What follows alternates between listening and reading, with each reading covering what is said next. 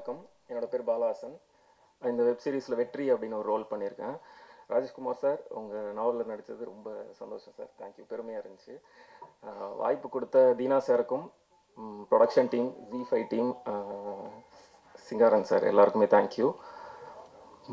வந்திருக்கிற present media எல்லாருக்கும் thank you. கூட நடித்த கோ ஆக்டர்ஸ் அப்புறம் டெக்னீஷியன்ஸ் எல்லாருக்குமே தேங்க்யூ. November 28 என்னோட பர்த்டே.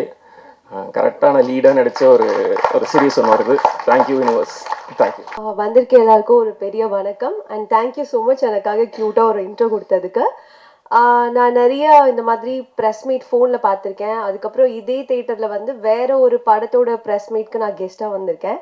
ஸோ இன்றைக்கி நான் வந்து என்னோட வெப் சீரிஸ்க்கு வந்தேன். எனக்கு ரொம்ப ரொம்ப ஹாப்பியாக இருக்குது. நான் ரொம்ப கிரேட்ஃபுல்லாக ஃபீல் பண்ணுறேன். ஸோ இந்த சான்ஸ் எனக்கு கொடுத்த Z5க்கு ஒரு மிகப்பெரிய நன்றி. அதுக்கப்புறம் ஃபஸ்ட்டு இந்த ஸ்கிரிப்டை என்கிட்ட சொன்னது வந்து ராஜேஷ், என்னோட ஈரமான ரோஜாவில் ஒர்க் பண்ணவர். எஸ்எம்மில் ஒர்க் பண்ண சரவண மீனாட்சியில் ஒர்க் பண்ணவர். அவர் தான் ஃபர்ஸ்ட் டைம் ஸ்கிரிப்ட் சொன்னார். அதுக்கப்புறம் முருகன் சார் ஒரு 2 எபிசோட் சொன்னார். அவர் இங்கே காணோம். அப்படி தான் நான் ஃபஸ்ட்டு இந்த சீரீஸ்குள்ளே வந்தேன். அதுக்கப்புறம் கூட ஒர்க் பண்ண எல்லாருக்குமே ஒரு பெரிய நன்றி சொல்லும். ஸோ இது நானுமே தேங்க்ஸ் சொல்கிற ஒரு ஸ்டேஜாகவே எடுத்துக்கிறேன். SS குரூப் ப்ரொடக்ஷன் ஹவுஸ்க்கும் ப்ரொடியூசர் சாருக்கும் ஒரு பெரிய நன்றி. அப்புறம் Preethi ma'am, Kaushik sir, Deena sir, அப்புறம் Henry cameraman sir, Rajesh, Murugan sir, Nandakumar sir, Nithin, Praveen, Saravanan, Vijay, Shalu, Muthu, Arul, Anil, அப்புறம் என் கூட ஒர்க் பண்ண கோ ஆர்டிஸ்ட் எல்லாருக்கும் ஒரு மிகப்பெரிய நன்றி.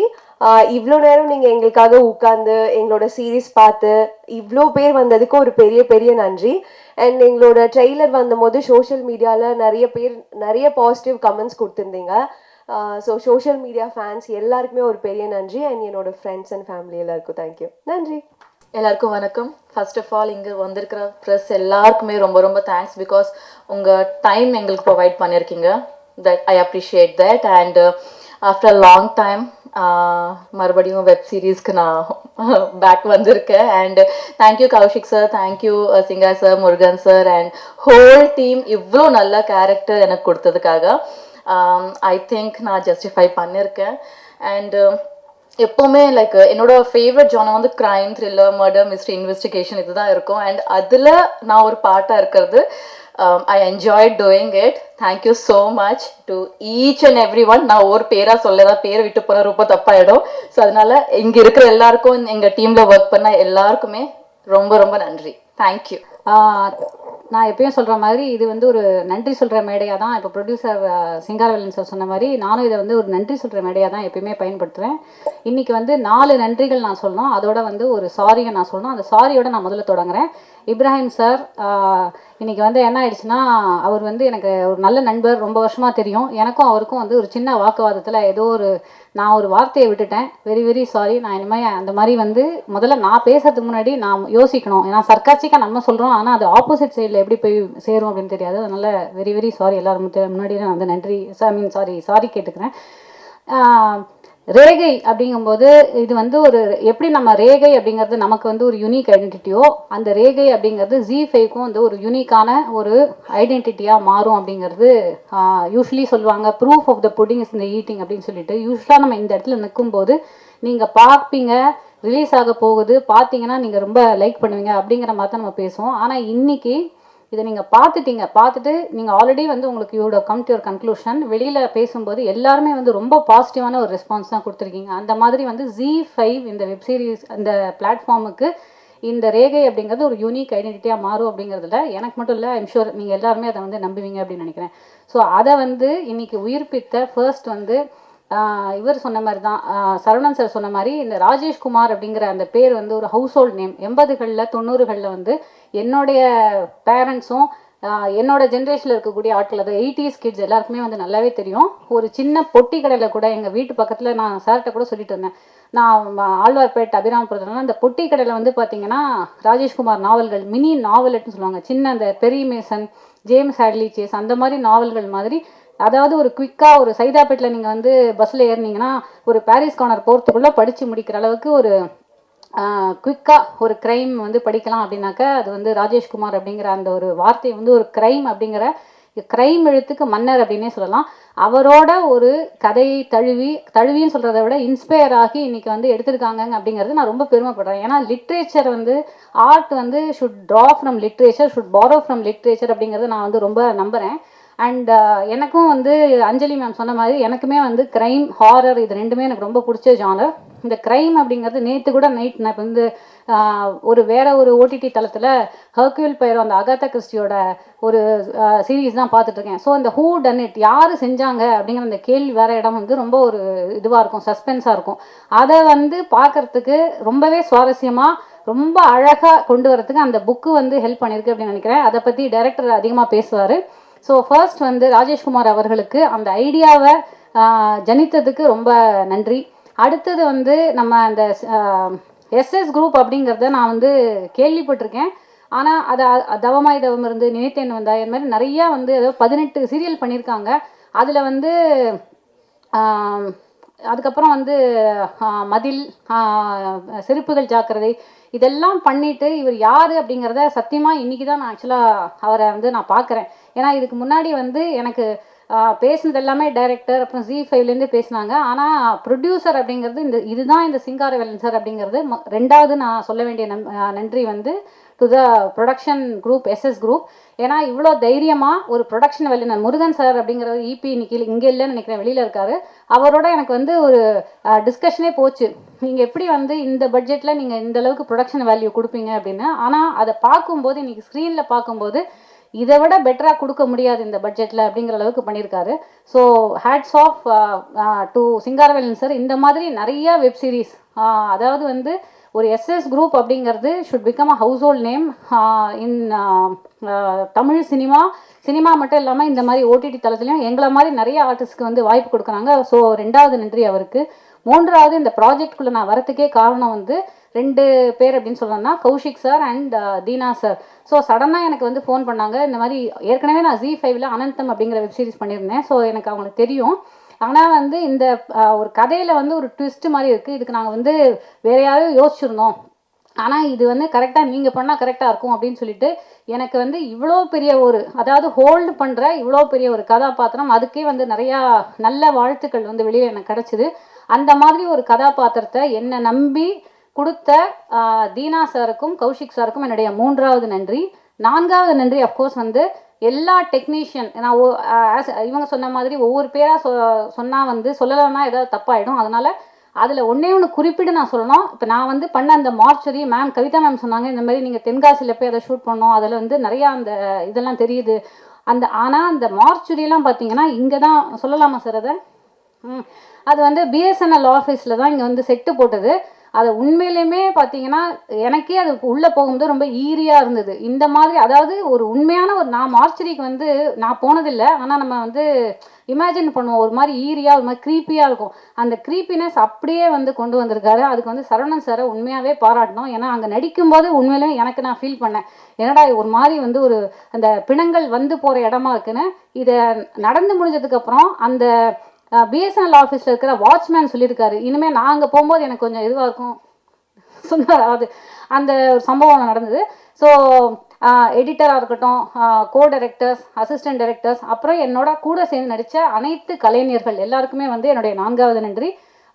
இந்த Z5 வெப் சீரிஸ் இப்போ நீங்கள் பார்த்துருக்கீங்க, இதுக்கு நீங்கள் கொடுக்குற நல்ல ரிவ்யூ டெஃபினட்டாக வந்து எங்களுக்கு, நீங்கள் ஒரு வார்த்தை நல்லா சொன்னால் கூட இது ஆடியன்ஸுக்கு இதை கொண்டு சேர்க்கும். தயவு செஞ்சு சொல்லுங்கள், இதை பற்றி நிறையா பேசுங்க, நிறையா மக்கள்கிட்ட இதை கொண்டு போங்க. Thank you so much. அனைவருக்கும் வணக்கம். இங்கே வந்திருக்க அனைத்து பத்திரிகை துறை நண்பர்கள் அனைவரும் வரவேற்பதில் மிக்க மகிழ்ச்சி. இது வந்து ரேகை வந்து எங்களோட 3வது ஓடிடி ப்ராஜெக்ட்டுங்க. இந்த ப்ராஜெக்டை வழங்கின Z5 நிறுவனத்தின் தலைவர் திரு சுஜு பிரபாகரன் சார் அவர்களுக்கும், சவுத் ஹெட் கௌஷிக் சார் அவர்களுக்கும், ராகவன் சார் அவர்களுக்கும், மார்க்கெட்டிங் ஹெட் லாய்ட் அவர்களுக்கும் என் மனமார்ந்த நன்றியை தெரிவிச்சுக்கிறேன். அப்புறம் ஆக்சுவலாக வந்து இந்த கௌஷிக் சார் சொன்ன மாதிரி இது வந்து ஒரு மறக்க முடியாத ஒரு நிகழ்வு. அதாவது வந்து ராஜேஷ்குமார் சாரோட வந்து வேலை செய்வோம்னு எதிர்பார்த்ததே கிடையாது நம்ம. இது வந்து ஒரு பெருமைக்குரிய விஷயம். 1000 நாவல்கள், லட்சக்கணக்கான ரசிகர்கள் கொண்ட ராஜேஷ்குமார் சார் ஒரு லெஜெண்ட். அவரோட சேர்ந்து பயணித்ததில் ஒரு மிகப்பெரிய ஒரு சந்தோஷத்தையும் திருப்தியும் கொடுத்துருக்கு. Thank you sir for all your support and guidance. அதுக்கப்புறம் இந்த கதையை வந்து தீனா வந்து தினகரன் எங்கள் டைரக்டர் வந்து ஆல்மோஸ்ட் வந்து 1 இயராக எங்களோட ட்ராவல் போயிட்டுருக்கு. சின்ன சின்ன விஷயங்களாக இருந்தாலும் மெனக்கெட்டு அதை வந்து வேலை செஞ்சு இன்னைக்கு இந்த அளவுக்கு கொண்டு வந்திருக்காருன்னா அவரோட hard work and dedication. Thank you Dinakaran sir for all your support. அதுக்கப்புறம் இந்த ப்ராடக்ட் வந்து பெருசாக என்ஹான்ஸ் பண்ணதில் வந்து ஒரு முக்கிய பங்கு வந்து எங்களோட கேமராமேன் ஹென்ரிக்கு உண்டு. ஹென்ரி வந்து ரொம்ப ஹார்ட் ஒர்க்கிங். அதான் திரும்ப திரும்ப நான் டே ஒன்லேருந்தே சொல்லுவேன், நீங்கள் பெரிய இடத்துக்கு போகிறப்பா அப்படின்னு. இப்போ இந்த ஷோக்கு வரத்துக்கு ஒரு 5 நிமிஷம் முன்னாடி கூட வந்து அவர் கிரேடிங்கில் தான் இருந்தார். Thank you Henry for all the hard work. அப்புறம் இதில் நடிச்சிருக்க மொத்த எல்லா ஆர்டிஸ்ட்டுக்கும் என்னோட நன்றியை தெரிவிச்சுக்கிறேன். ஏன்னா வந்து நாங்கள் வந்து நிறைய விஷயங்கள் வந்து வெதர் கண்டிஷனால் ஸ்கிப் ஆகி ஸ்கெடியூல் போயிட்டு இருந்தது. அதனால டே அண்ட் நைட் வந்து எங்களுக்கு ஷூட் பண்ணி கொடுத்து பாலஹாசன்லாம் வந்து டயர்டே ஆகிட்டாரு. பவித்ரா சென்னை டயர்ட் ஆகிட்டாங்க, மேடம் டயர்ட் ஆகிட்டாங்க, அஞ்சலி எல்லாரையும் வந்து டே அண்ட் நைட்டு போட்டு ஷூட் பண்ண வேண்டியது. ஏன்னா எங்களுக்கு வந்து ரிலீஸ் டேட்டோட டெட்லைன்ஸும் இருந்தது, அதை மீட் அவுட் பண்ண வேண்டியது. Thank you so much for all the fantastic effort you people have put in. அதுக்கப்புறம் வந்து மியூசிக் டைரக்டர் ராஜ் பிரதாப் பற்றி சொல்லணும். இதோட டீசரும் ட்ரைலரும் லான்ச் ஆன டேட்லேருந்தே வந்து அதுக்கு ஒரு ஹைப் கிரியேட் ஆச்சு. இந்த ப்ராடக்ட்டை வந்து இன்னும் பல மடங்கு எலிவேட் பண்ணது அவரோட மியூசிக் ஒரு காரணம். Thank you Raj Pratap and wish you happy married life. ஒரு கல்யாணத்துக்காக போயிருக்காரு. ஸோ அண்ட் தென் என்னோட எடிட்டர் துரை பிரகாஷ் வந்து இது ஃபஸ்ட்டு ப்ராஜெக்ட், அவரும் வந்து செம்மையாக பண்ணியிருக்காரு. Thank you Durai for all the effort. அதுக்கு ஆக்சுவலாக வந்து இந்த மேடையை வந்து நான் நன்றி தெரிவிக்கிற மேடையாக தான் சொல்லணும் ஆக்சுவலாக. ஏன்னா இது எல்லாரும் ஊர் கூடி தேர் இழுக்கிற மாதிரி தான், எல்லாரோட ஹெல்ப்போட தான் இது வந்து இன்றைக்கி இந்த அளவுக்கு வந்திருக்கு. அதுக்கப்புறம் எங்களோட ஆர்ட் டைரக்டர் சரவணன் சார், அவருக்கு வந்து மிகப்பெரிய நன்றி. இந்த மார்ச்சரி செட்டப்லாம் அவ்வளோ ஈஸியாக க்ரியேட் பண்ண முடியாது, அதை ஃபேண்டாஸ்டிக்காக க்ரியேட் பண்ணியிருந்தார். Thank you Saravanan sir. அண்ட் எங்களோட costume designer Muthu Nagai, thank you for all the support Muthu. Then வேறு யாரும் மறந்துட்டேன்னா தென் முக்கியமான விஷயம், எங்கள் ஆர்ட் டைரக்டர் சொன்ன மாதிரி I have to appreciate my executive producer Murugan for pudding இதை மொத்தமாக பாருங்க, எல்லாருமே கைத்தட்டுறாங்க பாருங்க. காரணம் என்னன்னா அவ்வளோ உழைப்பு இருந்தது, அவ்வளோத்தையும் ஒன்று சேர்த்து எல்லாத்தையும் கொண்டு வந்ததுக்கு தேங்க்யூ முருகன். வேற எங்கே இருக்கீங்க தெரியல, இல்லை வெளில இருக்காரு. அதுக்கப்புறம் எங்களோட டீம் நந்தகுமார், கங்காதுரை, எல்லாருக்கும் என்னோட மனமார்ந்த நன்றியை தெரிவிச்சுக்கிறேன். அண்ட் ஆஸ் யூஷுவல் எப்பவுமே சொல்கிற மாதிரி தான், எங்களுக்கு உங்களோட ஆதரவு தேவை. Thank you very much. இந்த வெப் சீரிஸில் வந்து ஒரு டேட் வரும், அக்டோபர் 27 கை கிடச்சிது. அது வந்து போன வருஷம் அந்த அக்டோபர் 27 தான் சாரை நான் மீட் பண்ணுறேன், கௌசிக் சாரை. அன்னைக்கு அவர் சார் சொல்கிறாரு, ராஜேஷ்குமார் நாவல் இருந்தால் நல்லாயிருக்கும் அந்த ப்ராஜெக்ட்டுன்னு சார் சொல்கிறாரு. அதுக்கப்புறம் நான் ராஜேஷ்குமார் சாரோட நாவல் நிறைய படித்தேன், சார்கிட்ட பேசினேன். அதுக்கப்புறம் எனக்கு வந்து உலக விளைக்கல்ங்கிற ஒரு நாவல் எனக்கு கிடைக்குது. அதுலேருந்து சில சம்பவங்களை நான் எடுத்து இந்த ப்ராஜெக்ட் நான் பண்ணேன். வேறு எதுவும் சொல்கிறதுக்கு இல்லை, ஏன்னா எனக்கு இன்னும் வேலை இருக்குது. அதனால் நான் எதுவும் பெருசாக ப்ரிப்பேர்டாக வரல. நான் எல்லாருக்கும் தேங்க்ஸ் சொல்லிக்கிறேன். கௌசிக் சார் ரொம்ப தேங்க்ஸ், சிங்கா சார் ரொம்ப தேங்க்ஸ், ஹென்றி ரொம்ப தேங்க்ஸ். ஹென்றி ரொம்ப கஷ்டப்பட்டாப்ல, சில நாள் நான் ஷூட்டிங்கில் இல்லை, ஹென்றி ரொம்ப ஸ்ட்ரெயின் பண்ணிட்டாப்ல. எடிட்டர் துரை பிரகாஷ், சரவணன் சார், அப்புறம் எல்லாருக்கும் நன்றி. அனைவருக்கும் வணக்கம். ஐ திங்க் மீடியாவில் 30 வருஷமாக இருக்கேன். I know lot of press people. கொஞ்சம் விரைப்பாகவே இருப்பீங்க. I think after seeing this series, I think everybody deserves a big round of applause. I think நீங்கள் கொடுத்தீங்கன்னா நல்லாயிருக்கும். இப்போ கூட சொல்லியிருந்தார், ராஜ் பிரதாப் எங்கன்னு கேட்டிருந்தேன், கௌசிக் சொல்லியிருந்தார், பாவம் கல்யாணத்துக்கு போயிருக்காருன்னாரு. Right. I think first time as Kaushik சொன்ன மாதிரி we are associating with Rajeshkumar sir. I think இங்கே நிறைய பேர் முதியவர்களுக்கு புரிஞ்சிருக்கும், ஐ திங்க் தெரிஞ்சிருக்கும். சின்ன வயசுலேருந்து we all grown up reading அவரோட நாவலை. இன்ஃபேக்ட் நான் எங்கள் அம்மாலாம் படிக்கும்போது பிடிங்கெல்லாம் படிச்சிருக்கேன். I think I remember Rajesh Kumar sir, Sudhata sir, அவங்களோட kind of novels. So we are grateful to associate with you, sir. Thank you for this line. I think இன்னைக்கு காலகட்டத்தில் இளைஞர்கள்லாம் obviously ஏஐ வேர்ல்டில் I think the fast, knowledge, the way of content, அவங்களுக்கு நிறைய பார்த்து நிறைய exposure. So எதிர்பார்ப்புகள் ஜாஸ்தி, எண்ணங்கள் ஜாஸ்தி, ஒரு வேகமான எண்ணங்கள். அந்த வேகமான எண்ணங்களுக்கு ஈடு கொடுக்குற மாதிரி தான் I think Regai will be there. I'm sure we tried as much as be a fast pace to giving up அவங்களுக்கு ஏற்ற மாதிரி எடுத்து இந்த படம் அமைஞ்சிருக்கு. அது மட்டும் இல்லாமல் I think everybody has done a justice to this film. I think எல்லாரும் including Dinakaran sir, the way he has taken, and absolutely our number lead artist, I think Vetri now Kupura more than Bala, I think Pavitra and Anjali, I mean Vinodini madam, I think they're all faces, they all have done a fantastic எனக்கு ரொம்ப பிடிச்சிருக்கு, உங்களுக்கும் பிடிக்கும் அப்படி நம்புகிறோம். In fact Z5 Tamil ரொம்ப முக்கியம் and from a digital point of OTT point of எஸ் எங்களுக்கு. ஏன்னா நம்ம தமிழ் ஆடியன்ஸ் எப்பவுமே ஒரு ஸ்டெப் முன்னாடி தான் இருக்காங்க. இன்ஃபேக்ட் உலகெங்கும் இன் டேர்ம்ஸ் ஆஃப் ஒரு ஒரு டிஜிட்டலாக ஒரு இன் டேர்ம்ஸ் ஆஃப் தொழில்நுட்பமாக என்றைக்குமே கொஞ்சம் எல்லா பல மாநிலங்களோட நம்ம கொஞ்சம் முன்னாவே இருக்கும். இன்ஃபேக்ட் ஒரு தாட் ப்ராசஸ் இருந்தாலும் சரி, ஒரு கலைநுட்பமாக இருந்தாலும் சரி, எல்லா விதத்துலேயும் முன்னிட்டு இருக்கோம் நம்ம. அதனால் நமக்கு சொல்கிற stories also we want to அந்த மாதிரி ஒரு மாதிரி ஒரு depth, character depths should be there. And அந்த அந்த அழுத்தம் ஐ திங்க் அந்த இதை எல்லாமே இந்த கதையில் பார்க்க முடியுது. ஐ ஹோப் இது வந்து நல்லா வரவேற்கப்படும் நினைக்கிறோம். அது மட்டும் இல்லாமல் future stories, all our stories, இந்த ஸ்டோரிஸ் மட்டும் இல்லாமல் நம்ம Z5 ஆஃபரிங் எல்லாமே அந்த ஒரு நோக்கத்தோடு தான் நம்ம பண்ணிட்டு இருக்கோம். அது ஒரு ப்ரீமியம் கான்டென்ட்டாக இருந்தாலும் சரி, படங்களாக இருந்தாலும் சரி, ஒரு பிராண்ட் ரீகால், ஒரு என்கேஜ்மெண்ட் இருக்கணும். ஒரு இன்ஃபேக்ட் ஒரு ஷோவோட ரீகால் கொஞ்சம் ஜாஸ்தியாக இருக்கணும். அந்த ஒரு பாயிண்ட் ஆஃப் வியூவில் தான் நம்ம most of the content is been taken. அது மட்டும் இல்லாமல் அது போய் சேரத்துக்கு அது மாதிரி ஒரு ஸ்மார்ட் ஹைப்ரிட் பேக்கேஜிங்கும் ப்ரைஸிங்கும் நம்ம கொண்டு வந்திருக்கோம். இன் டேர்ம்ஸ் ஆஃப் எல்லாரும் ஒரு வேல்யூ பேக் மாதிரி எல்லாரோடும் முடிக்கணும். In fact able to take that pack. அவங்க ப்ரைஸிங்லேயும் நம்ம அந்த மாதிரி கொஞ்சம் நிறையா பேக்ஸ் கொண்டு வந்திருக்கோம். ப்ளஸ் பண்டில்ஸ் நம்ம லாட் ஆஃப் B2B பண்டில்ஸும் பண்ணியிருக்கோம். ஸோ முக்கியம் என்னென்னா அது மூலமாக எல்லாருக்கும் கொண்டு போய் சேர்க்கணும். இந்த reach has to be better so that எல்லாருக்கும் நம்ம கதைகள் போடணும். We should able to take stories நம்ம மக்களுக்கு பிடிச்ச மாதிரி. That's the whole point. So ஒரு மொழி, நம்ம தமிழ் மொழி, தமிழ் கதைகள் தான் நம்ம Z5யோட நோக்கம். ஸோ அந்த பட்சத்தில் Regai will be a one good வரவேற்புன்னு நினைக்கிறோம். Yeah, thank you very much and congratulation to the entire crew. அனைவருக்கும் வணக்கம். மீடியா நண்பர்கள், ஊடக நண்பர்கள் எல்லாருக்கும் வணக்கம். மேடையில் அமர்ந்திருக்கும் அனைவருக்கும் வணக்கம். ரொம்ப சந்தோஷமான விஷயம் என்ன அப்படின்னா, இன்றைக்கி வந்து ஒன் ஆஃப் சின்ன வயசுலேருந்து எல்லாருக்குமே ரொம்ப பிடிச்ச, எல்லாருமே ஃபேனாக இருக்கிற the great legend Rajeshkumar sir, உங்களை வந்து உங்களோட இந்த ஸ்டேஜில் நிற்கிறது எங்களுக்கு பெருமை சார்.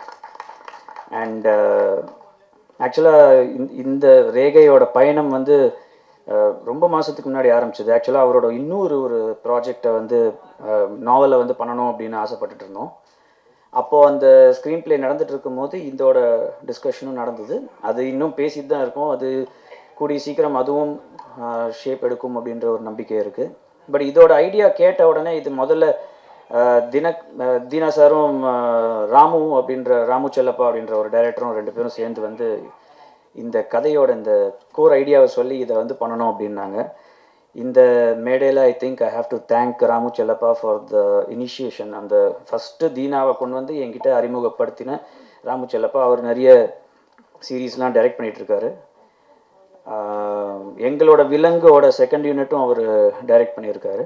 ஸோ அவர் வழியாக தான் தீனா சார் பழக்கம். தீனா சார் இந்த புக்கில் இருக்கிற இந்த ஐடியா சொன்னதுக்கப்புறம் இங்கேருந்து அந்த இடத்துலேருந்து தான் அந்த ஜேர்னி ஆரம்பித்து இன்றைக்கி வந்து we were able to see all the episodes. நிஜமாவே ரொம்ப பெருமையாக இருக்குது to be associated with Rajeshkumar sir.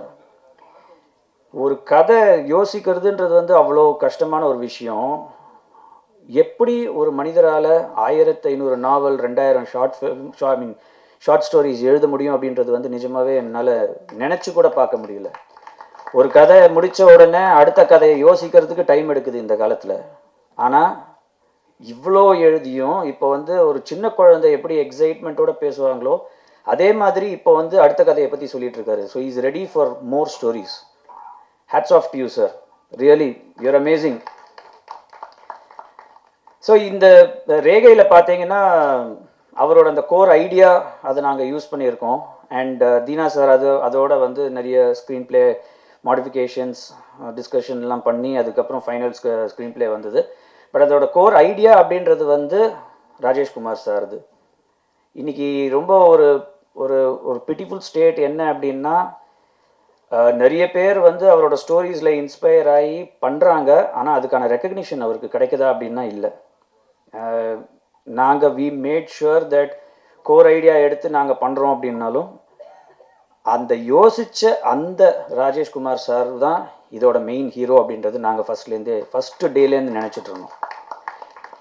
நிறைய படங்கள் நிறைய இது நான் ஒரு இதாக சொல்ல விரும்பல, ஒரு கம்ப்ளைண்ட்டாக சொல்லலை. பட் ஒரு ரைட்டர்கிட்ட நம்ம இன்ஸ்பயர் ஆகி ஒரு கதை எடுக்கிறோம் அப்படின்னா நம்ம அந்த ரைட்டருக்கு ஒரு டியூ கிரெடிட் கொடுக்கலன்னா அப்புறம் there is no sense in it.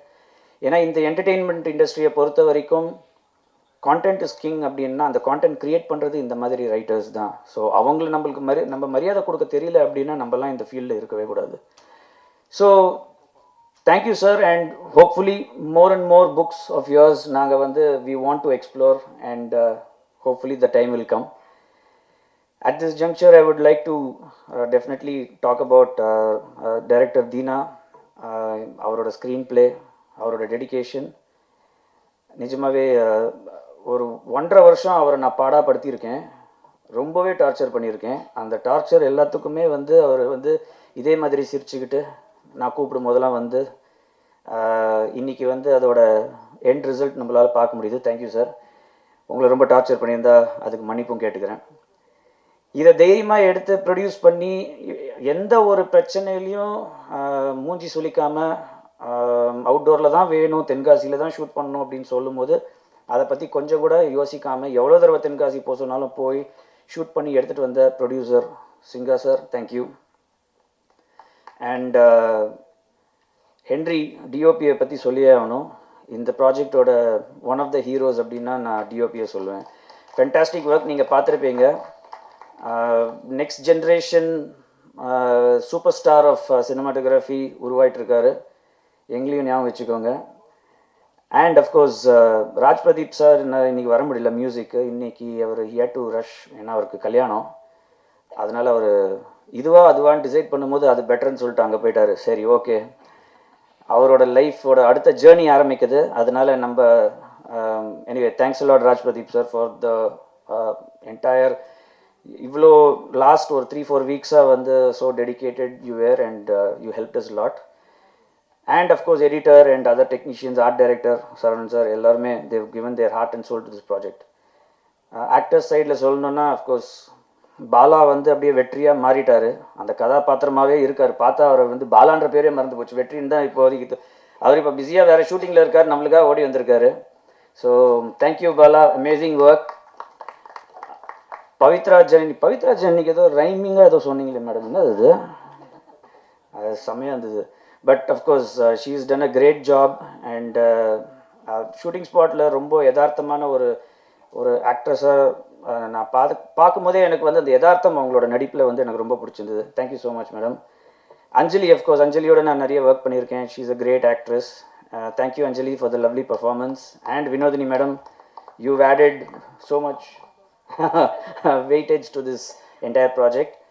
Thank you so much. ரொம்ப அப்பாவி மூஞ்சியை வச்சுட்டு ஒரு வில்லனாக வந்திருக்கீங்க. ஓகே, ஸோ இந்த மாதிரி நான் அஃப்கோர்ஸ் அருணா நடித்தவர், அவரும் வந்து ரொம்ப நேச்சுரல். இந்த மாதிரி நிறைய ஆக்டர்ஸ், முகிலன், அமுதன், இந்த மாதிரி நிறைய கேரக்டர்ஸ் ப்ளே பண்ணவங்க எல்லாருமே இதில் எக்ஸலண்ட்டாக பெர்ஃபார்ம் பண்ணியிருக்காங்க. Thank you one and all. And of course உங்களோட சப்போர்ட்டுக்கு always I am indebted to you media people. and எப்பவும் சொல்கிறது தான், இப்போது இதோட ஃபேட் உங்கள் கையில் இருக்குது. நல்லபடியாக எழுதுங்க, உங்களுக்கு பிடிச்சிருக்குன்ற நம்பிக்கையோட கிளம்புறேன். தேங்க்யூ. சீரீஸை பொறுத்தளவில் நீங்கள் அவரோட ராஜேஷ்குமார் ஐயாவோட ஸ்டோரியிலேருந்து ஒரு இன்ஸ்பயர் ஆகி ஒரு நாட் எடுத்து பண்ணியிருக்கீங்க.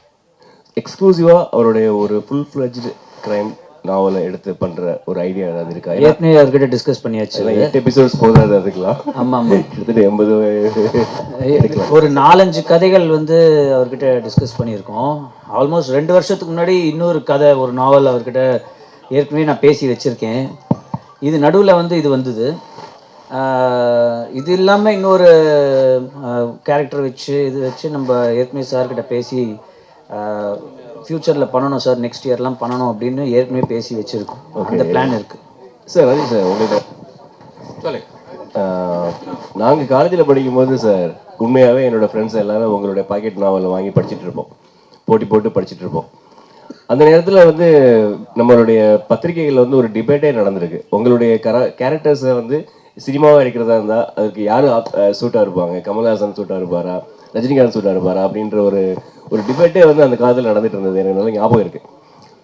அப்படி இருக்கும்போது இப்போ உங்களுடைய எக்ஸ்க்ளூசிவாக உங்கள் நாவல் படமாக்கப்பட்டால் அதில் அந்த விவேக் அப்படின்ற கதாபாத்திரத்துக்கு உங்களுக்கு இந்த நடிகர் நடித்தா பொருத்தமாக இருக்கும் அப்படின்னு நீங்கள் யாரும் நினைக்கிறீங்க?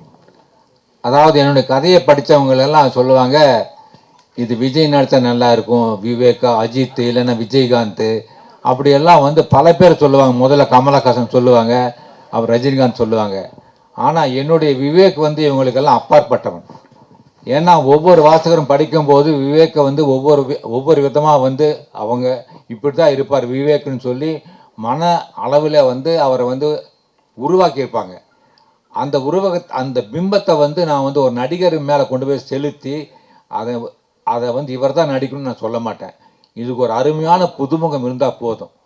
இப்போ பாலா மாதிரி விவேக் வந்தால் நல்லா இருக்கும், புதுசாக இருக்கணும். அவர் தான் விவேக், வேற யாரும் கிடையாது. அது ரஜினியோ இல்லை கமலோ விஜய் அது கிடையாது. ஏன்னா அந்த வாசகன் வந்து அவரை விஜயா தான் பார்ப்பான், அஜித்தா தான் பார்ப்பான். ஆனால் வந்து என்னுடைய விவேக்கா பார்க்கணும்னா ஒரு புது முகம்தான் வேணும். அப்படி ஒரு முகத்தை நான் தேடி வைப்பேன். சார், ராஜேஷ்குமார் சார், கமலஹாசனுக்கும் ரஜினிக்கும் கதை வச்சிருக்கீங்களா? கதை தேடிக்கிட்டு இருக்காங்க. உங்கள்கிட்ட இந்த கதை ஏதாச்சும் இருந்தா போய் சொல்லுவீங்களா? சார் வந்து எங்கிட்ட கதை இல்லைன்னு நான் சொல்ல மாட்டேன். ஏன்னா ஒரு சமுத்திரத்தில் போய் ஒரு பக்கெட் தண்ணியை கொண்டு வந்தால் சமுத்திரம் வற்றி விடுமா? வற்றாது. எங்கிட்ட எல்லா தளத்திலையும் கதை இருக்கு. அதாவது என்ன சொல்லுவாங்க, அவர் கமர்ஷியல் ரைட்டர், வெகுஜன எழுத்தாளர் அப்படின்னு சொல்லுவாங்க. அண்மையில் வந்து பார்த்தீங்கன்னா நம்ம ரிப்போர்ட்டர் பாலு அவர்கள் வந்து ஒரு பேட்டியில் வந்து அவர் சொன்னார், அவர் இருக்காரா தெரியல, இங்கே இருக்காரா, போயிட்டாரா? சரி. பாலு வந்து ஒரு பேட்டியில் சொன்னார், கதைகளுக்காக நீ ஏன் வந்து எங்கெங்கேயோ போய் தேடுறீங்க, அது பிடிக்கல இது பிடிக்கல, ஒருத்தர் சொன்னார் பிடிக்கல அவர் போயிட்டாருன்னு சொல்லி. நம்ம ராஜேஷ்குமார் இருக்கார், அவர்கிட்ட போய் கேளுங்க கதையை. அவர் நிறைய வச்சிருக்கார் கதையை. ஒன்று சொன்னால் 10 சொல்லுவார், அது பிடிக்கலையா இன்னொரு 10 சொல்லுவார். அப்படி இல்லாமல் நீங்கள் ஏன் பிரபலங்களையே போய் தேடி தேடி தேடி பார்க்குறீங்க? எழுத்தாளர்களோட பயணம் பண்ணுங்க. சினிமா என்பது ஒரு வட்டம், அதுக்குள்ளேயே போவாங்க. நீங்கள் பார்த்தீங்கன்னா சினிமா பீப்புளோட இது என்னென்னா, எனக்கு சினிமா என்னுடைய எழுத்து ரெண்டுமே வந்து என்னுடைய இரு கண்கள் மாதிரி தான். நான் குறை சொல்லமாக சொல்லலை. சினிமாவுக்கு கூட என்னென்னா 2 எழுத்து படம் வெற்றி பெற்றால் எல்லா டைட்டிலும் 2 எழுத்துலேயே வரும். ஒரு பேய் படம் வெற்றி பெற்றால் பேய் படங்களாக எடுப்பாங்க. அப்புறம் டார்க் காமெடின்னு சொல்லிட்டு ஒரு படம் வரும், அந்த டார்க் காமெடி வச்சே போவாங்க. யோகி பாபு வேணுமுன்னா யோகி பாபு பின்னாடியே போவாங்க. இப்படியே தான் நம்மளோட சினிமா துறை இருக்கு. அவர் இல்லைன்னா படம் ஓடாதுன்னு சொல்லி. ஆனால் ஆடியன்ஸ் வந்து நல்ல கதைகளாக இயங்கி கொண்டிருக்கார்கள். ஒரு புதிய தளம், அட அசத்துக்காண்டா அப்படின்னு சொல்லக்கூடிய வாசகர்கள் இருக்காங்க. இன்னும் நான் பார்த்துருக்கேன். என்னுடைய குற்றம் 23 படம் வந்தப்போ செயற்கை கருத்தரிப்பு நிலையங்களில் வந்து நடக்கக்கூடிய மோசடிகளை பற்றி நான் கதை எழுதியிருந்தேன். அதை டைரக்டர் அறிவழகன் வந்து படிச்சுட்டு என்கிட்ட வந்து சார் இதை படம் பண்ணானாரு. அந்த கதையை பண்ணிட்டு நேரடியாக ஒரு பிரபலமான ஒரு நடிகரை போய் கதை சொல்லியிருக்காரு. சார் இது வந்து ஒரு சென்சிட்டிவ் மேட்ரு சார், இது நான் பண்ண விரும்பலை, பண்ண பெண்களோட வெறுப்பு கிடைக்கும், அதனால் நான் இந்த செயற்கை கருத்தரிப்பு படத்தில் நடிக்க விரும்பலைன்னு சொல்லிட்டார். அதுக்கப்புறம் தான் அருண் விஜய் போய் பார்த்து சொன்னப்போ அந்த படத்தில் நடித்தார். அந்த படம் மிகப்பெரிய வெற்றி பெற்றது. ஏன்னா கதையோட தளம் வந்து முற்றிலும் வேறுபட்டது. செயற்கை கருத்தரிப்பு நிலையங்கள் இப்போ தான் இருக்குது, நம்ம தாத்தா பாட்டி காலத்துல எல்லாம் கிடையாது, எங்கேயுமே கிடையாது. முதியோர் இல்லங்களும் கிடையாது, செயற்கை கருத்தரிப்பு நிலையங்களும் கிடையாது. ஆனால் இன்னைக்கு 2 தான் இருக்குது. அதனால் இங்கே நடக்கக்கூடிய மோசடிகளை வச்சு நான் எழுதின கதை வந்து பெருமையை வெற்றி பெற்றது. அதற்கு காரணம் தளம் புதிது, கதை புதிது, அதை பார்க்கக்கூடிய வாசகர்களுக்கும் நேயர்களுக்கும் அந்த கதை பிடிக்கிறது. ஆனால் நம்ம சினிமா பீப்புள் வந்து ஒரு வட்டம் போட்டுக்கிட்டு ஒரு குத்துப்பாட்டு, ஒரு டான்ஸு, அப்புறம் வந்து வன்முறை காட்சிகள் வந்து அதீதமாக காட்டுறது, இது வந்து தான் ஆடியன்ஸுக்கு பிடிக்கும்னு ஒரு தப்பு கணக்கு போட்டிருக்காங்க. ஆகையால் என்னிடம் எல்லா கதைகளும் இருக்கிறது. அது இளம் இயக்குநராகட்டும், பிரபலமான இயக்குனர் தாராளமாக வரலாம். இப்பொழுது கூட சென்ற வாரம் திரு சந்தானம் அவர்கள் கோவைக்கு வந்தார்கள். என்னோடு 2 நாட்கள் தங்கி கதை விவாதம் நடத்தி, சார் எனக்கு 6 கேள்வி மட்டும் இன்னைக்கு பதில் சொன்னால் போதும் சொன்ன 6 கேள்விகள் கொடுத்துட்டு போயிருக்காரு. அதுக்கு நான் எழுதி கொடுத்துட்டேன் அவருக்கு. இப்படி தான் கதை போகணும், இப்படி தான் இருக்கணும், இப்படி தான் ட்விஸ்ட் இருக்கணும், இதுதான் மாரல், இதுதான் மெசேஜ் எல்லாம் எடுத்து கொடுத்துட்டேன். அவரும் ஹீ இஸ் ஹாப்பி.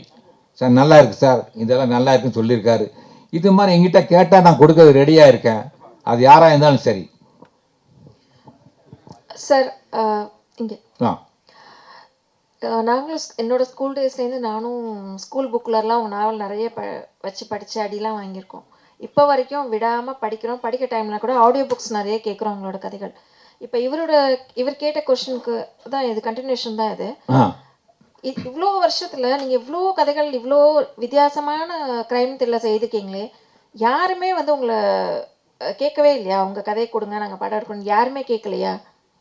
இல்லை, நிறைய பேர் வர்றாங்க. நிறைய பேர் வந்து என்கிட்ட கதை கேட்குறாங்க. ஆனால் நான் வந்து அவங்க கூட உட்காந்து கதை பேசுறதுக்கு முன்னாடி என்னுடைய கண்டிஷன் சொல்லுவேன் நான். அதாவது ப்ரொடியூசர் யார், அவரை பேச சொல்லுங்க என்கிட்ட, நான் அவர்கிட்ட பேசணும். அதுக்கப்புறம் தான் நான் உங்கள் கூட உட்காந்து பேசுவேன். ஆனால் உங்கள் கூட பேசுனா அது படமாகுமான்னு எனக்கு தெரியாது.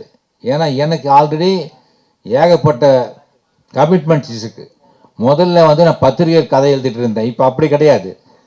ஓடிடி தளங்களுக்கு கதை எழுதிட்டு இருக்கேன். பீன்ச் ஆப்பு, நோஷன் ப்ரெஸ்ஸு, அப்புறம் பார்த்திங்கன்னா ரெப்கோ அப்படின்னு சொல்லி நிறைய வந்து அந்த வெப்தளங்களுக்கு, ரேடியோ ரூம்ஸ், இது மாதிரி வந்து நிறைய அவங்க வந்து புதுசாக எங்கிட்ட கதை கேட்குறாங்க. நான் அவங்களுக்கு வந்து கதை எழுதுக்கு நேரம் எனக்கு பத்த மாட்டேங்குது. சிறுகதைகள், நாவல்கள் எல்லாமே பண்ணிட்டு இருக்கேன் நான். இப்போ இவங்க என்ன பண்ணுறாங்கன்னா, சென்னையிலேருந்து புறப்பட்டு வர்றாங்க, வந்து எங்கிட்ட கதை கேட்குறாங்க. நான் சொன்னேன் ப்ரொடியூசர்னா இல்லை, இனிமேல் தான் தேடணுங்கிறாங்க ஃபஸ்ட்டு. அப்போ நான் சொன்னேன் அப்படி வந்து கதை சொல்ல மாட்டேன். ஏன்னா அதுக்காக வந்து நான் உட்காந்து உங்கள் கதை சொல்ல என்ன பிரயோஜனம்? படம் எடுக்கிறதா இருந்தால் பேசுவோம், இல்லைன்னா வேண்டான்னு சொன்னபோது அதுலேயே போயிடுவாங்க. சிலர் என்ன பண்ணுவாங்கன்னா, அந்த ப்ரொடியூசர்ஸ் வந்து அவங்க பிஏ மூலிமா பேச சொல்லுவாங்க. பேசிட்டு சென்னைக்கு வரணும், நீங்கள் வந்து 15 days அங்கே கூட லாட்ஜில் தங்கணும், காலையில் 10 மணிலேருந்து நைட் 10 மணி வரைக்கும் டிஸ்கஷன் போகும் அப்படின்னா நான் அதுக்கு ஒத்துக்க மாட்டேன். ஏன்னா அந்த வயதை நான் கடந்துருச்சேன். அந்த வயதை கடந்து என்னால் வந்து வீட்டில் தான் பண்ண முடியும், இல்லைன்னா என் வீட்டுக்கு பக்கத்தில் லாட்ஜில் தான் வந்து நீங்கள் ரூம் எடுக்கணும், அப்போ தான் என்னால் முடியும். நான் சென்னைக்கு வந்து நான் எல்லாம் இருக்க மாட்டேன் அப்படின்னு சொல்லி அவங்கள்ட்ட பொலைட்டாக தான் சொல்லுவேன். ஏன்னா அந்த வயதெல்லாம் கடந்து வந்தாச்சு நான். இப்போ என்னுடைய வயதுக்கு நான் ட்ராவல் பண்ணி வந்து லாட்ஜில் தங்கி அப்படி வந்து நமக்கு ஒரு புகழோ பணமோ தேவையில்லை. அந்த புகழுக்கும் பணத்துக்கும் பின்னாடி போக வேண்டிய அவசியம் இல்லை. மன நிறைவோடு நான் இருக்கிறேன். அப்போது வந்து என்னுடைய விருப்பத்திற்கு யார் இணங்கி வருகிறார்களோ அவரோட படம் பண்ண தயாராக இருக்கேன். Okay, thank you sir. அப்புறம் உங்களோட நீங்கள் சயின்ஸ் பற்றி நிறைய கதைகள் எழுதுறீங்க, நிறைய விஷயங்கள் தேடி தேடி அதுக்காக படிக்கிறீங்களா, இல்லை அந்த குறிப்பிட்ட விஷயத்தை மட்டும் அந்த துறை சார்ந்த எக்ஸ்பர்டைஸ் கிட்ட கேட்டு அதை வச்சு எழுதுவீங்களா, இல்லை அதை பற்றி நீங்கள் படிப்பீங்களா? இல்லை, நான் basically I was working as a teacher. I have finished my BSc BEd. நான் 5 வருஷமாக வந்து ஸ்கூலில் வந்து சயின்ஸு டீச்சராக இருந்திருக்கேன். அதனால் எனக்கு வந்து பாட்டனி, ஜுவாலஜி, கெமிஸ்ட்ரி, ஃபிசிக்ஸு படிச்சிருக்கேன்.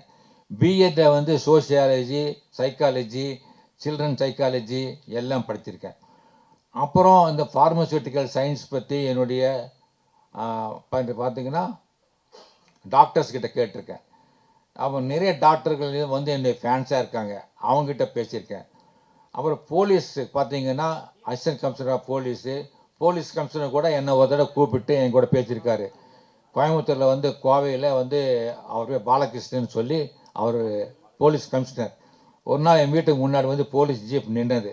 உடனே என் காலனியில் இருக்கக்கூடிய குடியிருப்பில் இருக்கக்கூடிய எல்லாரும் வந்து என்னமோ தெரியல, அவர் வீட்டுக்கு முன்னாடி வந்து ராஜேஷ்குமார் வீட்டுக்கு முன்னாடி போலீஸ் நிற்குது, என்னமோ பிரச்சனைன்னு சொல்லி அந்த வீதியில் இருக்கவங்க எல்லாம் வந்துட்டாங்க வீட்டுக்கு. அதுக்கப்புறம் அந்த போலீஸ் ஜீப்லேருந்து அசிஸ்டன்ட் கமிஷனர் போலீஸ் இறங்கி, சார் உங்களை வந்து போலீஸ் கமிஷனர் பார்க்கணும்னு சொல்கிறாரு. அவரே வர்றதுக்கு தான் இருந்தார், ஆனால் புரோட்டோக்கால் இருக்கப்படி அவர் வந்து போகக்கூடாது, ஒருத்தரை தேடி போகக்கூடாது, அதனால் நீங்கள் வர முடியுமான்னு கேட்டாங்க. நான் போனேன். போலீஸ் கமிஷனர் பாலகிருஷ்ணன் வந்து என்னை கூப்பிட்டு 1.5 மணி நேரம் உட்காந்து பேசினார். அப்போ சொன்ன ஒரு விஷயம், நானும் என்னுடைய அண்ணனும் வந்து உங்கள் புக்கை படிப்போம் சின்ன வயசில். படித்து அவர் லாயர் ஆகிட்டார், இப்போ கிரிமினல் லாயர் அவர். நான் வந்து போலீஸ் கமிஷனர் ஆகிட்டேன். அதுக்கு நன்றி சொல்லவும் உங்களை பார்க்கணுன்னு ஆசைப்பட்டேன், நான் அதுக்காக கூப்பிட்டேன்னு சொன்னார். இது மாதிரி போலீஸ்லேயும் சரி, பேரண்ட்ஸுக்குலையும் சரி, மற்ற துறையிலும் சரி, எல்லாமே என்னுடைய ஃபேன்ஸ் இருக்காங்க.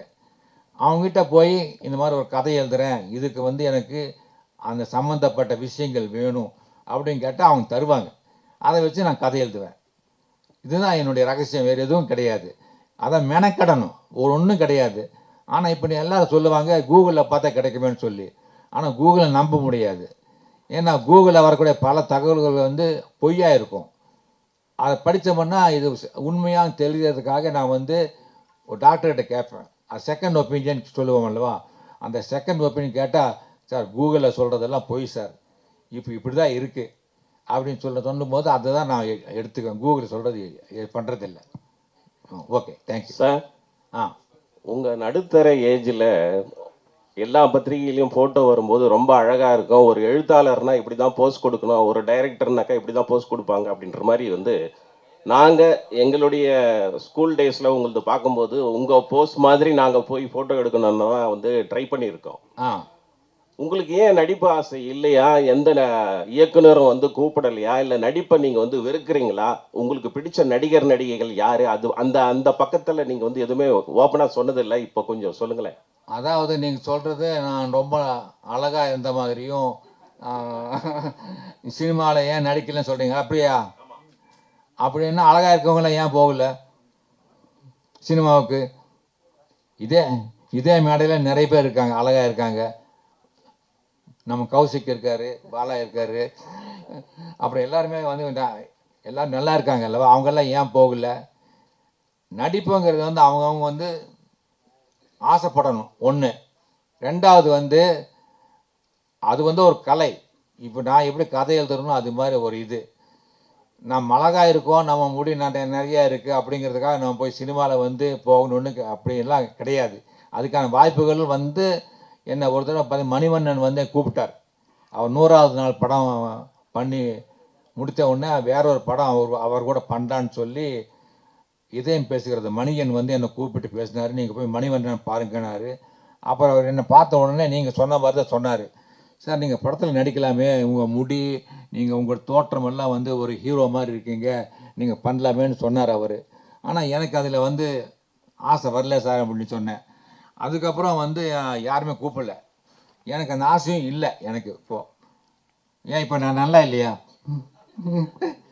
சார் சார் உங்களுடைய கதைகளில் வந்து நிறைய சினிமாவில் வந்து சீன்கள் வந்து காப்பி அடிச்சிருப்பாங்க, நேரடியாக மறைமுடுவாக திருடி இருப்பாங்க, ஏகப்பட்ட கதை இது இப்படி இருப்பாங்க. உங்களுக்கே தெரியும் நம்மளோட சீன் தானே. ஆமாம். நீங்கள் அவங்க மேலே கோவப்பட்டோ கேஸ் போட்டோ இது வரைக்கும் எதுவுமே பண்ணலை, ஏன் சார்? அது காரணம் வந்து எங்கள் லாயர் ரொம்ப நல்லவர். அவர் சொன்னார், ராஜேஷ்குமார் நீங்கள் கேஸ் போட்டிங்கன்னா நீங்கள் எனக்கு பீஸ் கொடுத்துட்டே இருக்கணும், ஒன்று. ரெண்டாவது, இந்த கேஸ் வந்து ஜூரிஸ்டிக்ஷன் வந்து எங்கன்னா சென்னை, நீங்கள் சென்னை தான் போகணும். ஒவ்வொரு தடவையும் என்னை சென்னை கூப்பிட்டு போவீங்களா? என்னை லாட்ஜில் தங்க வைக்கணும், என்னை ஃப்ளைட்டில் கூப்பிட்டு போகணும், ஃப்ளைட்டில் கூப்பிட்டு வரணும், செய்யணும். ஒரு கேஸ் முடி 20 வருஷம் ஆகும். எனக்கு வயசாகிடும். என்னோட கேஸை என் பையன் நடத்துவான். உங்களுக்கு பின்னால் உங்கள் பையன் வந்து எனக்கு இந்த கேஸ் நடத்துவான். அப்போ கடைசியில் ஜட்ஜ் ஒரு தீர்ப்பு சொல்லுவார், ஒரே இன்னும் 2 பேருக்கும் வரலாம் அப்படின்னு ஒரு தீர்ப்பு வந்ததே வைங்களேன், என்ன ஆகும்? அதே மாதிரி நம்ம கேஸ் போடுறதுனால ஒரு பிரயோஜனம் இல்லை.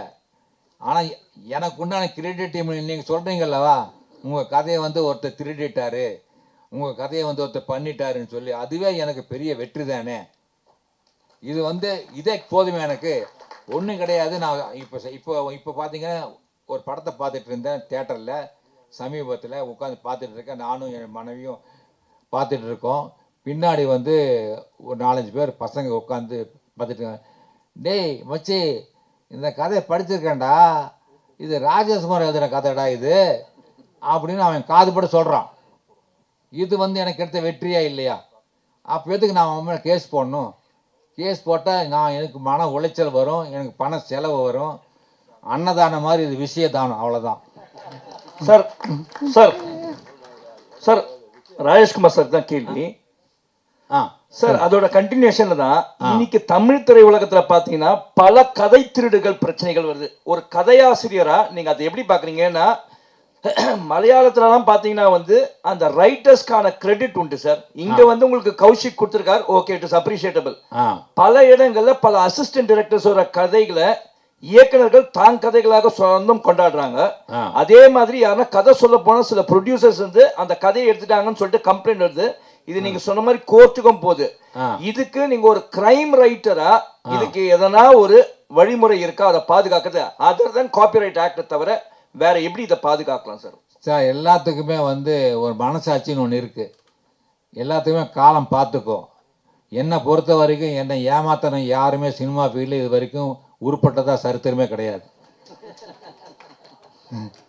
நான் வந்து உண்மையா சொல்றேன், இது நான் பொய்யா சொல்லல. இன்னைக்கு என்னுடைய கதைகளை திருடி பண்ணவங்க எல்லாம் யாருமே ஃபீல்டில் இல்லை. எனக்கு ஒழுங்கா பணம் கொடுத்தவங்க நல்லா இருக்காங்க.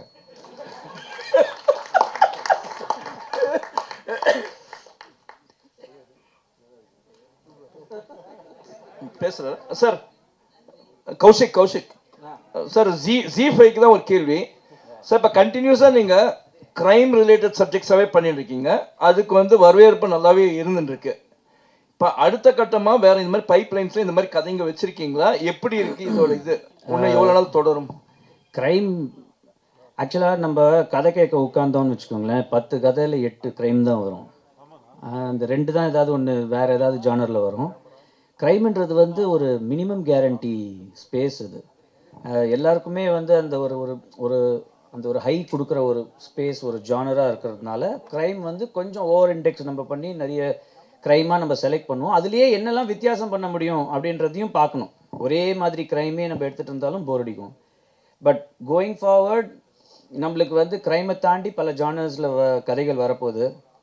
எங்களோட அடுத்த லைனப் நீங்கள் இப்போ ஒவ்வொரு மாதமும் நம்ம சந்திச்சுட்டு தானே இருக்கோம். அடுத்த மாதம் நம்ம சந்திக்கும் போது உங்களுக்கு தெரியும், அது டோட்டலாக இதுலேருந்து வேறு ஒரு ஜானரில் இருக்கும். அதுக்கப்புறம் அதுக்கு அடுத்த மாதம் வரப்போகிறதும் அது டோட்டலாக வேறு ஒரு ஜானரில் இருக்கும். ரொம்ப எக்ஸைட்டிங்கான அனௌன்ஸ்மெண்ட்ஸ்லாம் ஜனவரியில் உங்களுக்கு வரப்போகுது. அதை இப்போ நான் சும்மா ஒரு டீஸ் பண்ணுறதுக்காக நான் இதை சொல்கிறேன். ஆனால் அது ஆக்சுவல் டீசர் உங்களுக்கு ஜனவரியில் வரும், என்ன நம்ம பண்ண போகிறோம் அப்படின்னு. பட் க்ரைம் ஏன் ஓவர் இண்டெக்ஸ் பண்ணுறோம் அப்படின்னா, வழக்கமாக ரொம்ப கோரியாக இல்லாத வரைக்கும் வீட்டில் உட்காந்து ஃபேமிலியாக பார்க்குற ஒரு சப்ஜெக்ட் வந்து க்ரைமாகவும் இருக்குது. அதில் நம்ம எவ்வளோ வித்தியாசம் பண்ண முடியும் அப்படின்றத பார்க்குறோம். சாரோட புக்ஸில் பார்த்தீங்கன்னா பல வெரைட்டிஸ் ஆஃப் க்ரைம் இருக்குது. அது நம்ம நான் எடுத்தனாலே அடுத்த ஒரு 15 வருஷத்துக்கு நான் வந்து மாதம் நான் வந்து பண்ணிகிட்ருக்கலாம். அந்த மாதிரி அவரோட ஒரு லைப்ரரி ஒன்று இருக்குது. ஸோ அதில் நம்ம அடுத்தது என்ன எக்ஸைட்டிங் அப்படின்றத பார்த்து டெஃபினட்டாக சாரோடையும் இன்ட்ராக்ட் பண்ணுற ஒரு ஆப்பர்ச்சுனிட்டியும் இருக்குது. வினோதினி மேடம்க்கு ஒரு கேள்வி. வினோதினி மேடம் இங்கே தான் ரெகுலராக இந்த வீடியோஸ் வந்து மெசேஜ் ஓரியன்டாக போட்டு இருந்தீங்க சோஷியல் மீடியாவில். இப்போ சமீப காலமாக குறைஞ்சிடுச்சு. ஏன் போடுறது நீங்கள்? இந்த மக்கள் அதுக்கு வந்து ஒர்த் இல்லைன்னு முடிவு பண்ணிட்டேன் சார். ஏன்னா நான் உண்மையாக அதான் நினைக்கிறேன். ஏன்னா பர்சனல் இன்ட்ராக்ஷன் வித் பீப்புள், 41 உயிர்கள் வந்து கரூரில் போயிருக்கு. உதாரணத்துக்கு சொல்கிறேன், ஒரு உதாரணமாக சொல்கிறேன். நான் எந்த கட்சி சார்பாகவும் இப்போ பேசலை. 41 உயிர்கள் போயிருக்கு. அந்த குடும்பங்களே அந்த விஷயத்த மறந்துட்டு கடந்து போகிறாங்க. அப்படி அவங்களுக்காக எதுக்கு நம்ம பேசணும் அப்படிங்கிறத எனக்கு ரொம்ப ஒரு மாதிரி விரக்தியாக இருக்குது. தேங்க்யூ.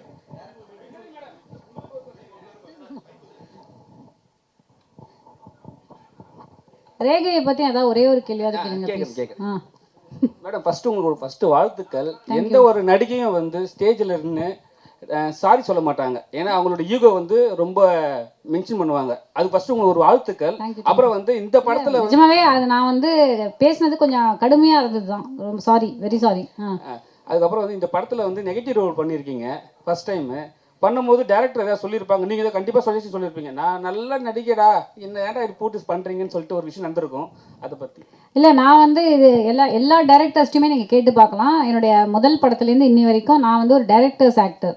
நான் வந்து ஒரு வீட்டில் நான் சொல்லிகிட்டே போவேன். ஆக்சுவலாக நான் ஸ்பாட்லேயே நிறைய தடவை சொல்லியிருக்கேன், நான் மூளையை கழட்டி வச்சுட்டு தான் நான் ஸ்பாட்டுக்கு போவேன்.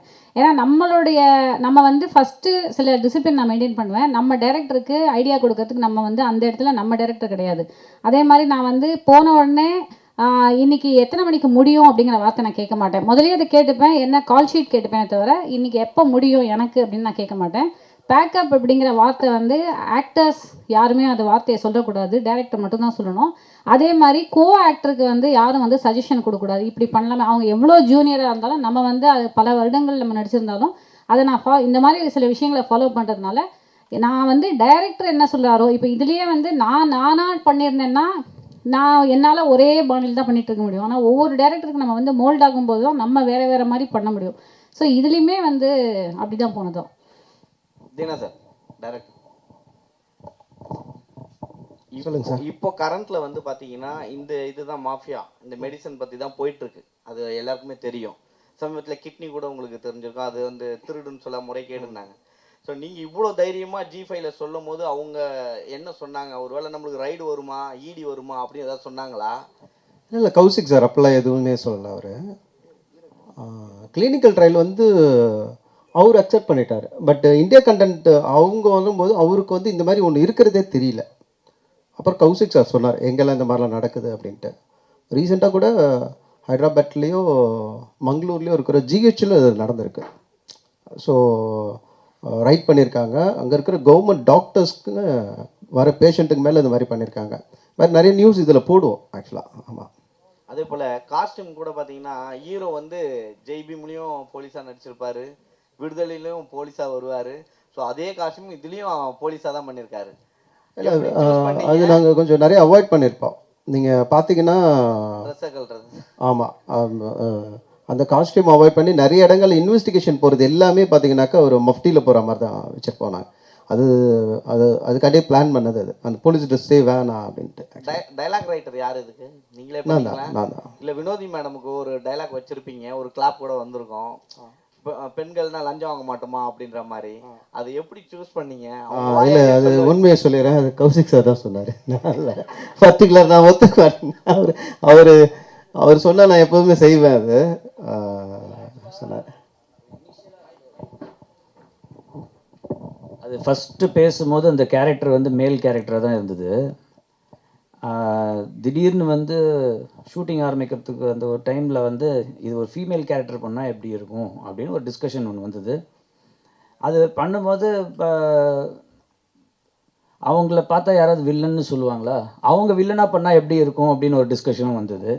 ஸோ அப்போ வந்து ஒரு டைலாக் ஒன்று சொல்லிக்கலாம், ஏன் பொம்பளைன்னா காசுக்கு ஆசைப்பட மாட்டாங்களா, அது என்ன ஆம்பளைங்களோட ஐபியான்னு அது அந்த மாதிரி எதுவும் கிடையாது, அவங்களும் ஆசைப்படுவாங்க, அவங்களும் கொலை பண்ணலாம். ஸோ அந்த ஒரு இதில் வந்து எழுந்தது தான், வேறு ஒன்றும் இன்டென்ஷனலாக எதுவும் பண்ணல. கௌசிக் சார், நீங்கள் டீம் டிஸ்கஷனில் உட்காரும்போது கண்டிப்பாக வந்து ஒரு விஷயம் சொல்லியிருப்பாங்க, ஒரு லேடி போலீஸ் வந்து இது வரைக்கும் நாங்கள் பார்த்ததே கிடையாது, மல்லிப்பூ வச்சுருந்ததுலாம், அது மென்ஷன் பண்ணும்போது சொன்னாங்களா இது ஒர்க் அவுட் ஆகுன்ட்டு? இல்லை அந்த சீன் வந்து தீனா சார் எழுதும் போதே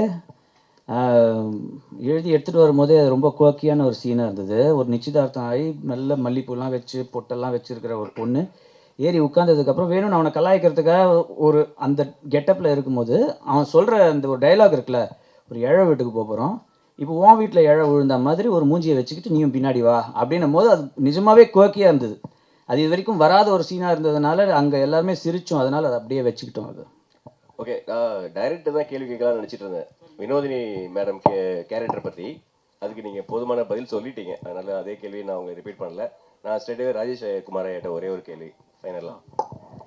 சார், நீங்கள் நிறைய க்ரைம் நாவல்ஸ் எழுதிருக்கீங்க, அதை பேஸ் பண்ணி நிறைய கண்டென்ட்ஸ் சினிமாவா டிவி சீரியல் அந்த மாதிரிலாம் வந்திருக்கு. ஒரு கொஸ்டின் நான் கேட்குறேன் என்னென்னா, ஒரு நிஜமாக நடக்கிற ஒரு க்ரைம், அதுக்கு ஒரு இன்வெஸ்டிகேட் பண்ணுறதுக்கு ஒரு க்ளூவே இல்லாமல் ஏதாவது ஒரு போலீஸ் ஆஃபீஸர்ஸ் வந்து சார் சாப்பிட்டு போனால் ஏதாவது ஒரு க்ளூ கிடைக்குமா அப்படின்னு யாராவது தேடி வந்திருக்காங்களா உங்கள்கிட்ட? ஆமாம், வந்திருக்காங்க. 1988 நீங்கள் சொன்ன உடனே இப்போ ஞாபகம் வருது.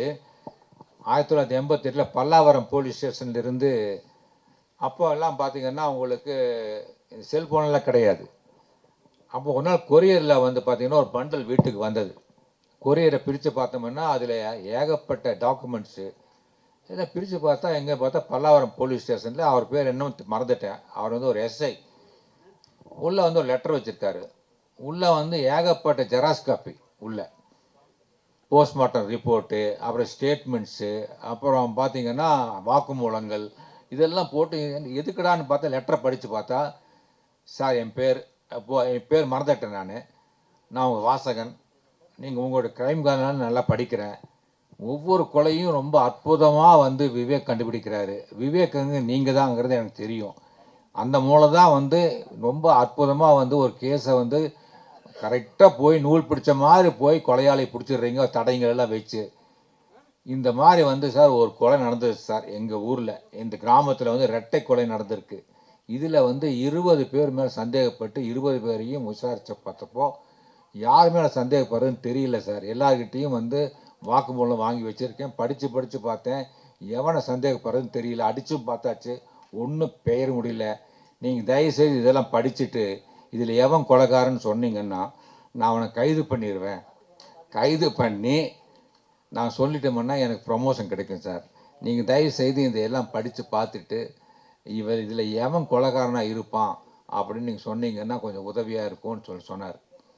இதை நான் பண்ணிவிட்டு உடனே அவருக்கு ஒரு லெட்டர் எழுதினேன். என்னென்னா, நீங்கள் எழுதினது என் மேலே வச்சிருக்க நம்பிக்கையில் வந்து நீங்கள் இவ்வளோ இது வந்து எல்லாம் வாக்குமூலங்கள், போஸ்ட்மார்ட்டம் ரிப்போர்ட்டு, அப்புறம் பார்த்தீங்கன்னா ஸ்டேட்மெண்ட்ஸு எல்லாமே போலீஸ் சம்மந்தப்பட்ட எல்லாமே கொடுத்துருக்கீங்க. ஆனால் ஒரு விஷயத்த மறந்துட்டீங்க, நான் ஒரு நாவல் எழுதும்போது எனக்கு கொலைகாரன் யாருன்னு தெரியும். முதல்ல அந்த கதை எழுதும்போதே கொலை எப்படி நடக்குது, யார் கொலை பண்ணுவாங்க, அங்கே தடையை என்ன விட்டுட்டு போவாங்க, இதெல்லாம் வந்து எனக்கு எல்லாமே தெரியும். எல்லாத்தையுமே தெரிஞ்சுட்டு தெரியாத மாதிரி கதையை கொண்டு போய் கடைசியில் ஒருத்தனை பிடிப்பேன். இது வந்து எழுத்து, திஸ் இஸ் தியரி, இது வந்து தியரி. நான் ஹோம்ஒர்க் பண்ணுறேன், உட்காந்துட்டு ஹோம்ஒர்க் பண்ணுறேன், ஒரு கேஸு இது எப்படி பண்ணுறாங்க அப்படிங்கிறது பண்ணுறேன். ஆனால் இது ப்ராக்டிக்கல், இது நீங்கள் தான் கண்டுபிடிக்கணும், இதுக்கு நீங்கள் தான் படிச்சிருக்கீங்க, அதனால் எழுத்தாளர் வேறு போலீஸ் வேறு அப்படின்னு நான் சொன்னேன்.